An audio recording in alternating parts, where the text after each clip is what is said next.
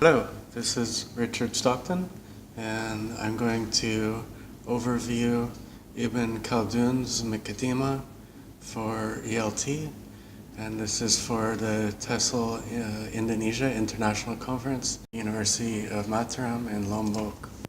Ibn Khaldun is probably most well known to those who have heard of him at all as the father of sociology. He's also probably less well known for his views on education and specifically on linguistics and language education. So just to give you a little background about Ibn Khaldun the man, first of all, he came from an elite Arab family, which he traced his roots back to Yemen.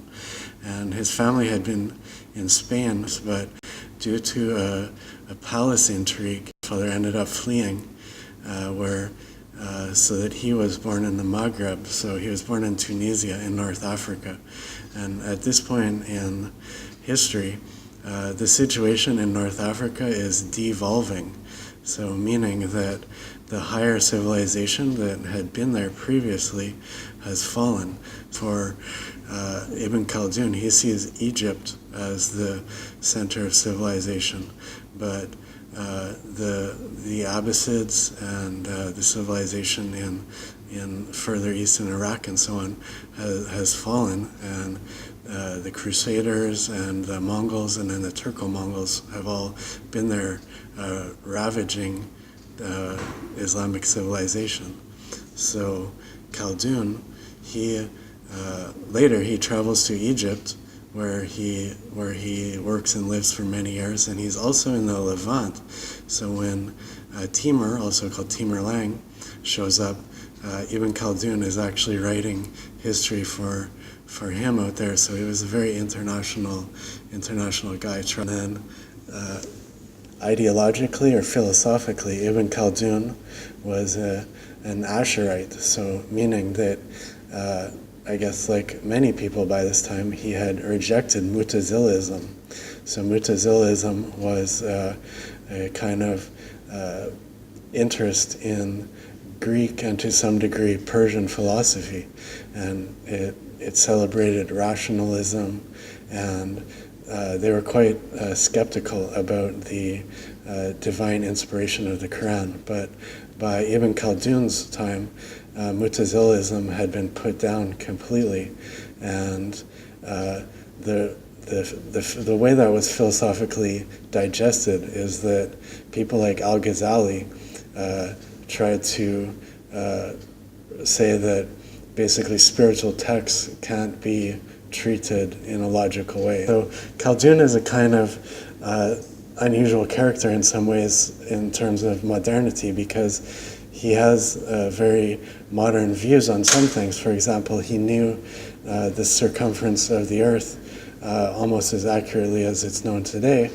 but then at the same time, he writes extensively on numerology.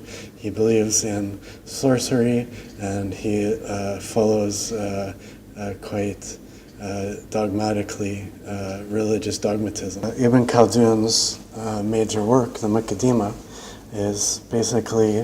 means an introduction. So it's an introduction to the study of history, and the only English translation is the Franz Rosenthal translation from 1958, and so I've used his chapter and section numberings as references throughout this. So just to quickly review the Muqaddimah, basically the first part of the book is a geography, and so he explains what he knows of the world pretty well all the way across Eurasia. The next part of the book is a history of Islamic civilization. So he talks about its origins and the caliphates and so on. And then after that, he introduces his view of how history works. So to sum it up as briefly, basically nomadic peoples eventually become sedentary. So they start out as quite wild, and then as time goes on, they become urbanized. And then these urban peoples, they become decadent and corrupt, and they lose belief in themselves and in their group identity, and then their civilization falls. And that repeats over and over and over. In the last part of the book, he's talking about his ideas of crafts. What are crafts? And how that relates to language and teaching, his views of linguistics and his views of language education. So Khaldun was a language educator, and he wrote a number of textbooks on teaching Arabic, since Arabic was the global language, or the lingua franca of the Islamic world at his time. So what makes Ibn Khaldun such an interesting character for those of us involved in English language education is that he lived in a world a little bit comparable to our own, in that he lived in a kind of precursor to the global world of today. In his time, though, it was an Islamic globalism. So his ideas about language education and about identity in a global world and about the meaning of a common language are all very relevant to our situation today. Now, there have been a few others who have looked at Ibn Khaldun and what he has to say about English language teaching. So the topics I aim to touch on here as while going through this are going to be SLA, what was Ibn Khaldun's view of second language acquisition, his ideas about contrastive rhetoric, which are important for understanding how he understands language teaching, the fact that for him education is political, which is also true today, of course, his views on methodology in teaching and materials and their role, his views on native-speakerism and ELF, or ELF, English as lingua franca, which his views may surprise some people, and his ideas about L2 identity, which are very important because a lot of his work is about this idea of group feeling and how that affects the cycles of history, and how that affects language education and learning. And then the affective filter hypothesis and how that manifests in Ibn Khaldun's writings, and his views on learner-centeredness and teacher autonomy, big issues today. And then I'll talk about a few other things that might be interesting about what he says about language learning, and then finally wrap up with a conclusion. But before getting into all of that, let me say a few words about Ibn Khaldun on racism, antisemitism, Islamophobia, homophobia, and I suppose also sexism. So none of the previous researchers on Khaldun in education and language education that I've looked at have mentioned this at all, but I think it needs to be said up front so there's no misunderstanding, and I guess even Khaldun can be contextualized if you want to do that within his historical situation. So Ibn Khaldun writes a lot of quite stereotypical things about black people are dumb, that they're really into music and dancing, and that they're ruled by that, and that he's also a bit of an apologist for the slavery of black people, that black people are more naturally suited to slavery. As well, he makes remarks about Jewish people which do not differ greatly from stereotypes of today or from Nazi propaganda. Another thing that Ibn Khaldun says is about Islam, and he basically says that the Islamic community has a duty to convert everyone to Islam, be that by persuasion or by force. And of course, a lot of Muslim people are not going to see Islam that way today. So people who would say that today would probably be called Islamophobic. So, as well as these groups, he also has some things to say about the Arabs. And it's worthwhile to remember that Ibn Khaldun himself identifies as an Arab. So we can hopefully put into perspective the things that he says about. He says basically Arabs are the most savage of all people. They're completely untamable, and they're effectively dumb beasts. And Arabs are so wild that when they go into a civilized place, they'll just tear down the buildings and use them to make their campfires. So they don't have any respect whatsoever for the way civilized people live. And then one of the real priceless lines, though, that helps you to appreciate how Ibn Khaldun sees ethnicity and culture is he says, well, it's good to bear in mind that this isn't how people are by nature. It has to do with the condition that they live in. So in other words, it's not as though certain people are naturally savage and others are more civilized. Instead, it's a result of their historical and social situatedness and their conditions. Another point worth mentioning is his views on homosexuality are not going to be in line with what some people would say today. So he's quite judgmental and speaks about homosexuals pejoratively. So to put this into a philosophical perspective, basically Ibn Khaldun on one side, he seems to be a bit like John Locke, that we all start as a blank slate. He would also be a little bit similar to Joseph de Maistre, and this would make sense because Ibn Khaldun is very conservative and traditional in the way that he sees the world, as was de Maistre. So he's also saying that you never really encounter any of these completely blank slate people, that everyone is a product of their situation and their condition. This would also be a sort of postmodern or socially constructivist way that people would look at it today. So to situate Ibn Khaldun's view of then language learning and ultimately second language learning, basically he sees language as a craft. So it's a kind of a habit that we learn, and it's a physical habit, just like, say, carpentry or juggling. In this case, though, it's a craft or a habit that we learn with our tongue, so we're speaking, and also writing. He says this too.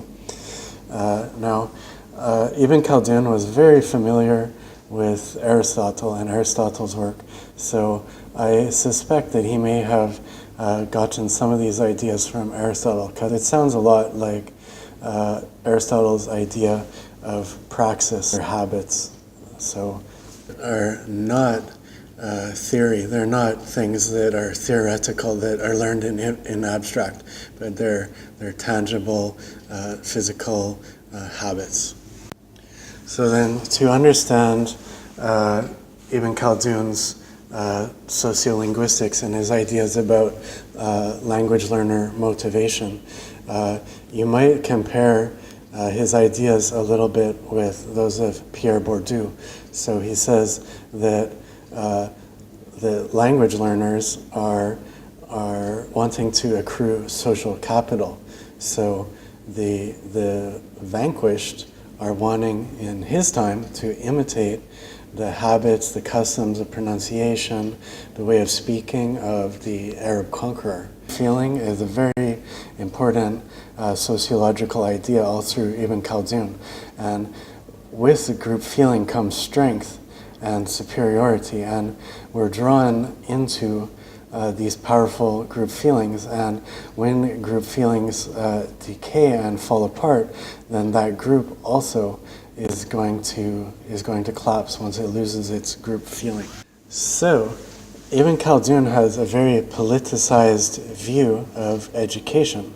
So for Khaldun, this all goes back to the Quran.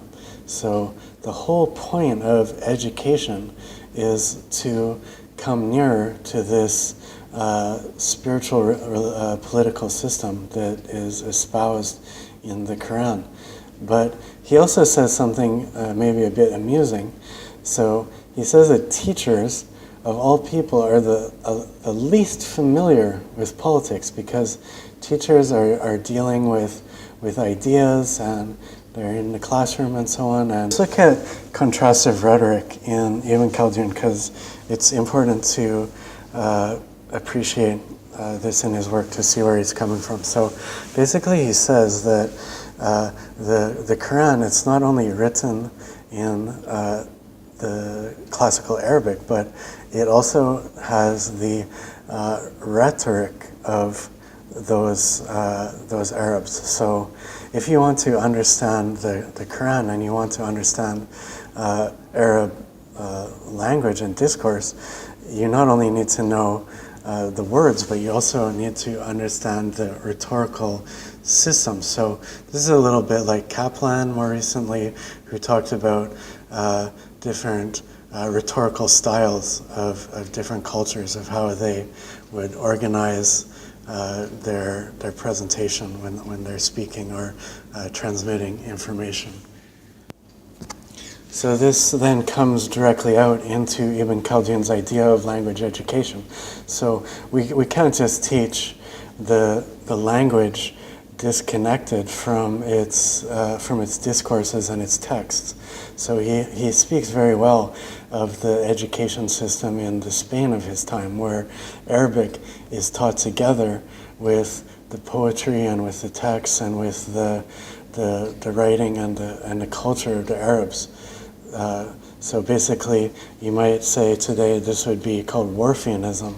So the idea that culture and language are indistinguishable. That's the Whorfian hypothesis. But moreover, in Khaldun, it's a little bit stronger than that. So I've put the pentagram symbol there to indicate this. So it's language, it's the culture, it's the spiritual tradition, it's the heredity of the people, and it's the environment. So all of those 5 things are interconnected with each other, and you can't just separate language out of it when you want to teach. It's always immersed in this milieu of discourse and rhetorical features.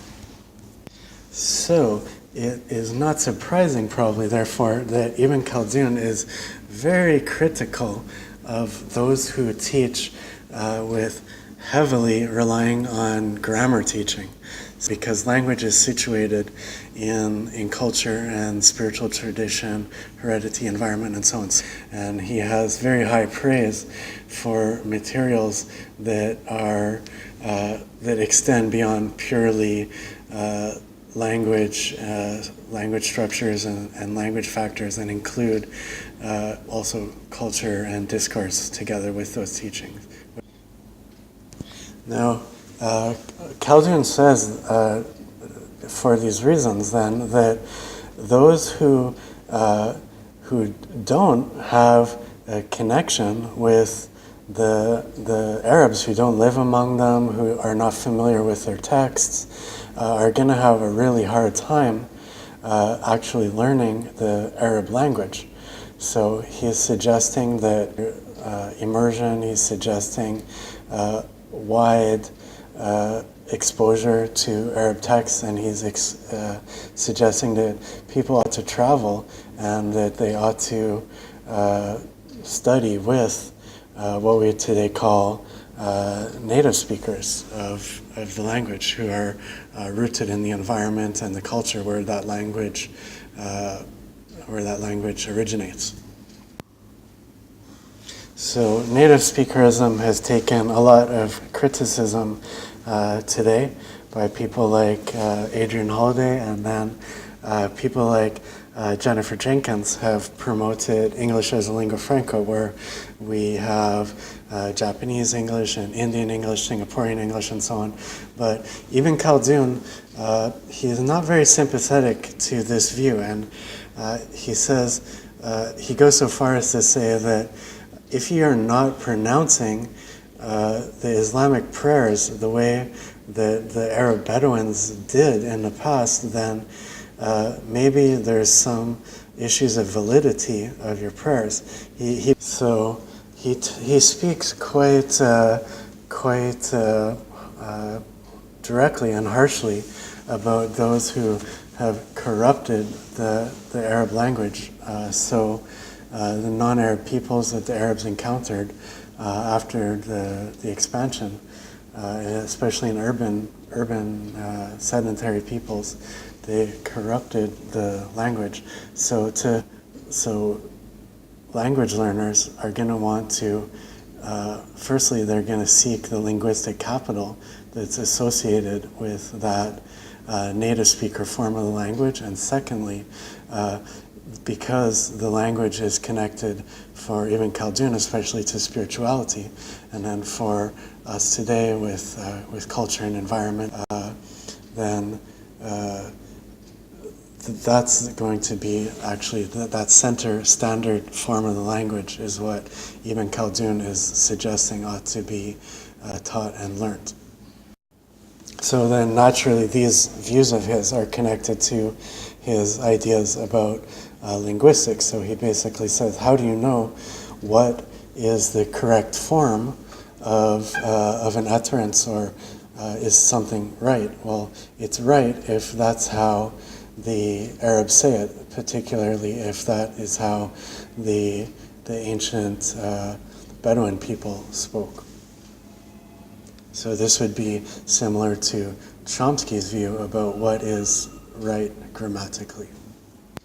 Therefore, if I'm a language learner, what I want to do, therefore, is I want to immerse myself into the texts, contextualized discourse texts, and into the environment of that language. This naturally leads on to Ibn Khaldun's idea of identity and to ELT identity, so the identity that a language learner acquires. And today, we're going to be familiar with a lot of Ibn Khaldun's ideas from fascism. So basically, he talks about pure lineages of people. He talks about religious groups and spiritual traditions and how we get our identity through that. He talks about the connection of the people to the land, which we would call Volk in fascism. And then he says that this identity, which he calls group feeling, creates a superiority and a great strength, and that these superior groups who have group feeling then enforce their power through force and through violence. And then also today we'll be aware of some of these ideas of ethno-linguistic nationalism through von Humboldt. So he had some similar ideas which were important in the formation of the modern nation states like Germany. And to ELT identity, basically Ibn Khaldun says that you can acquire new and additional identities. You're not just born into one single identity, but through contact with another people and through mutual regard for them and interaction with them, coming to appreciate their discourses and their cultures and their environment, then you're going to be able to basically take on additional identities. We see these kind of, this is explored by people like Bonnie Norton or by Dornier.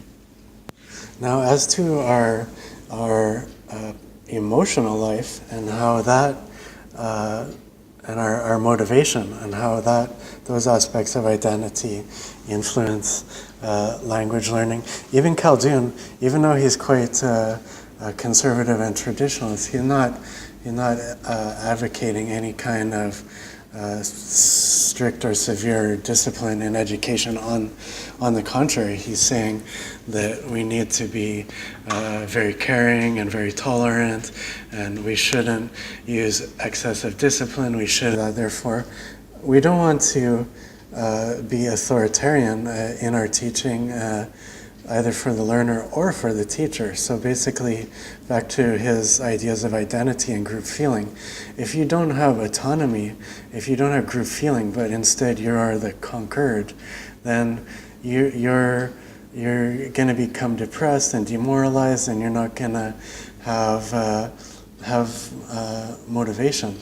So for Ibn Khaldun in education, he talks about the importance of what we today call learner-centeredness, that students need to have a say in their learning, and also that goes too for teachers. So teachers don't want to be in a educational system that is controlled from above and beyond them. And this is Ibn Khaldun's own experience. He was actually educated outside of strict organized structures. So he has a lot of appreciation for both learner-centeredness and also for teacher autonomy, which we can see in a number of authors today, and especially teacher autonomy in the post-method condition.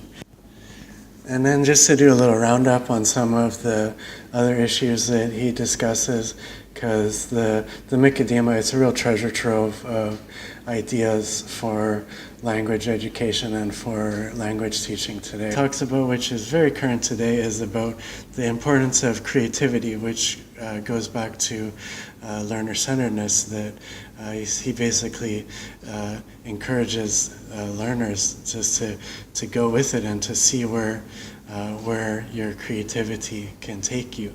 So, for example, in TESOL today, Alan Malley is a big figure in creativity in TESOL. So, to try and sum up here and make some concluding remarks, Ibn Khaldun came from a world in some ways similar to our own, in that sort of precursor to globalism had emerged in the Islamic world, and in that world there was a common, or increasingly a common language that was spoken throughout, and Ibn Khaldun was a teacher of that language and a theorist about culture, sociology, and identity. And so his views are interestingly relevant to those of us involved in TESOL and ELT today.